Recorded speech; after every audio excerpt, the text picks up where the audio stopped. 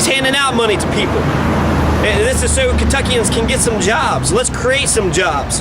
All you gotta do is just ask for the money. Get yourself some grants, create some jobs. And make sure that your project is shovel ready. That's the term, shovel ready. As long as it's ready to go, you got the people behind it and you got the plans and the ideas, I almost bet you'd get your money. So we need to get Kentucky back to work, and also it'll create jobs for ourselves. There are many types of grants that are available in Obama's stimulus fund. They got money to improve our schools. You need a new gym. You need some new computers. There's funds for that. There's funds for Spanish curriculum and hands-on science. There's funds for a computer lab and a science lab. There's funds for disabled students. You can get yourself a special education teacher, and you can get a psychologist. There's money for at-risk students. At risk. And what at risk means is that you're at risk of being dumb. There's money for that. There's plenty of money for poor students. You can also get professional development for your school. You can make your school environmentally friendly with handicapped accessible bathrooms. The plan for the Obama stimulus fund, the plan is to have long-term infrastructure. So think long-term. Facilities that will be used for generations to come. I think the broadband internet is really important. Get yourself some internet. The digital divide is ever widening. The gap between rich and poor can only get farther and farther if only the rich have all the information and the poor does not. Get yourself some internet, broadband internet, fast internet. And with wireless, you should be able to get through all those hills. They also want to invest in water and sewage and treatment centers. So Letcher County, majority of your citizens don't have water. So draw up a plan, and I bet you you'll get some money to give the entire county of Letcher County some running water. Get some money to give the entire county of Letcher County some running water. There's even a stimulus welfare fund. As long as the state or the county can provide 20% of the fund, then you'll get 80% of this welfare fund from America, which is just free money just to give out to the poor people. And poor people spend their money. That's probably our biggest problem, is when we got the money in our pocket, we spend it. But even though that's not the best way, I think you should save your money a lot more, but it's good for the economy. They get out there and they spend that money. They don't hoard it all. There's a great website called recovery.gov. Check it out. It's got all the funds that have been spent and how much funds are left and what projects have been spent on in Kentucky. There's been a lot of housing projects. There's been a lot of upgrades to medical facilities. It shows that 60% of the stimulus funds are still left. There's still money out there. So, get the broadband internet. Right now, the Commerce Department's National Telecommunications Information Administration, NTIA, and the Agricultural Department's Rural Utility Service, both of these agencies have landed billions of dollars from the Recovery Act to fund new broadband infrastructure projects. Applications are due soon for the second wave of grants and loans for these programs. The FCC is right now constructing a map of broadband all across Kentucky.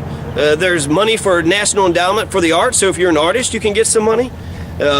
Money for public housing, community centers, fire stations, for the police. There even grants are being given out for the homeless. So there's plenty of money out there. You just got to ask for it.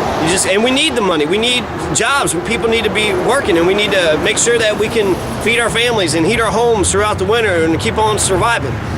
It's one thing Kentuckians know how to do is we know how to survive. And I think we're missing a huge opportunity by not asking for these stimulus funds. One thing I know about Trimble County is that the Kentucky State Police here, they're more interested in getting people for not wearing their seatbelts than they are to actually protect the people.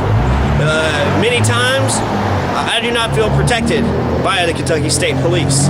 If I have one following behind me, I do not feel safe. Especially if they're tailgating, which they've been known to do. Tailgate. And now you see, I got an explanation for why the Kentucky State Police officer would not have seen the seatbelt. First of all, they don't even know, how old my car is. A lot of times they didn't have over-the-shoulder straps. So how can you really tell except for the shoulder strap? Now typically, you put it on over this way. Now I had an accident where I broke my clavicle when I was 10 years old, and it just gives me the heebie-jeebies putting it over that way. So it's strapped on just underneath my arm. So you wouldn't see the shoulder strap. You wouldn't see it.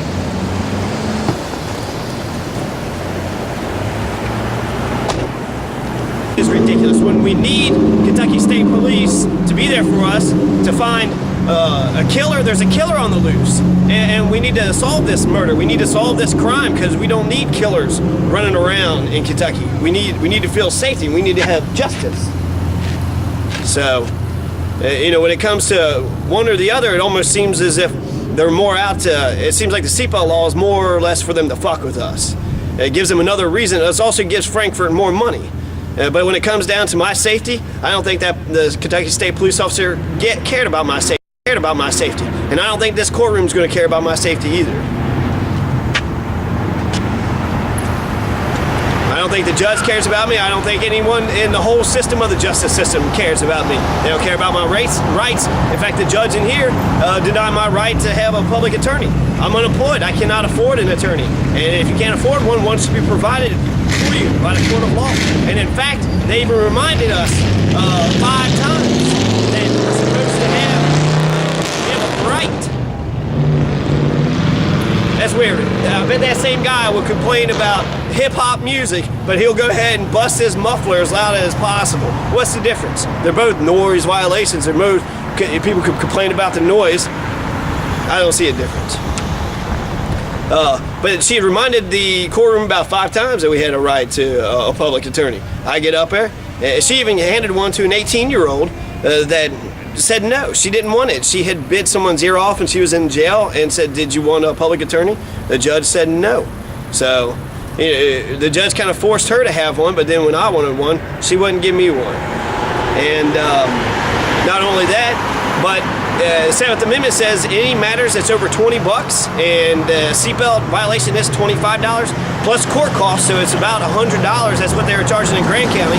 So that's, you know, that's over $100 in fines, which, you know, I don't think that they care about my safety, but they care about taking my money. They care about robbing me. Yeah, so, you know, that's where we're at right now. They'll fine me for that amount of money. The Seventh Amendment says anything over $20 guarantees you a right to a jury trial. Well, I want a jury trial because I don't think they have enough evidence. They're gonna bring the state trooper there and he's gonna say, oh yeah, I remember. Well, it's such a, would he remember? I don't know. Maybe he would, maybe he wouldn't. But is that enough evidence? His word versus mine, automatically he wins? I think you're supposed to be innocent until proven guilty, but here in Trimble County, I'm guilty until proven innocent.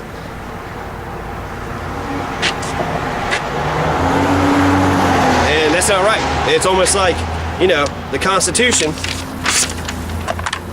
You know, the Constitution is a contract written on the piece of paper by our government to guarantee us our rights, but here in Trimble County, it's like the Constitution, it doesn't even matter. They don't even care about it. Just a piece of paper with a bunch of words on it. So, you know, and union membership is the highest with older people, with around 20%, but around younger people, 24 on down to 18, it's 5%. The young people are not socially conscious and as aware as they should be. They got a lot of the only way working people have got a chance is if we unite, if we unionize. Historically, it's the only way it's ever been. It's the only way it's ever going to be. Right now, union membership is down. In the private sector, it's 8%, 37% in the public government sector. So, and typically when you think about a union job, you think about good jobs. You think about being a teacher. You think about post office worker. You think about firefighters, police officers. These are folks employed by the government. And when you have government protection, when the people are allowed to choose for themselves, typically they would rather choose for a union.